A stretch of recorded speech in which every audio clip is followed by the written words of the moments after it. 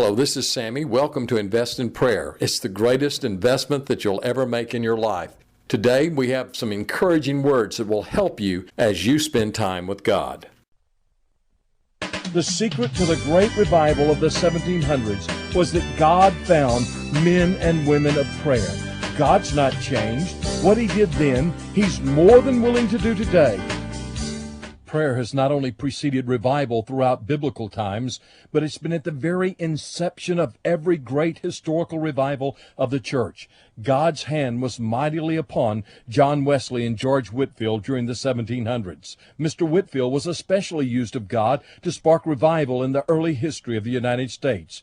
Arnold Dallimore, biographer of Mr. Whitfield, wrote of what took place. Mr. Whitfield said, "Early in the morning, at noonday, evening, and midnight, nay, all the day long did the blessed Jesus visit and refresh my heart.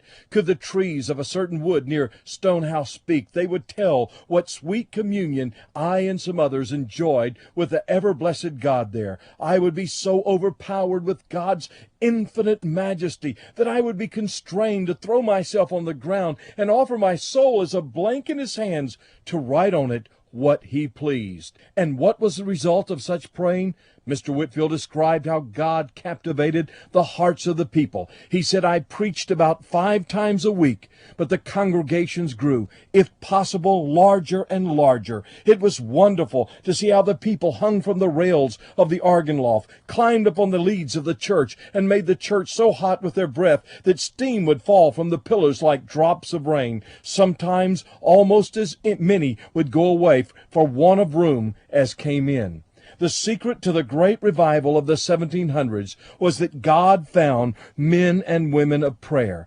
God's not changed. What He did then, He's more than willing to do today. The only question is whether we've changed. We live in a time when we tend to think that it's by our human talent and ingenuity that we'll reach the world rather than by God's power. God is still on His throne. He's not changed. He revives His people when they pray and seek His face. The Bible says, "If my people who are called by my name will humble themselves and pray and seek my face and turn from their wicked ways, then will I hear from heaven and will forgive their sin and will heal their land." God hasn't changed. He will revive His people today just as He's done throughout history. But there's one condition: we must pray. I hope this was an encouragement to you. Our next broadcast will help you to make the greatest investment of your life, investment in time spent with God.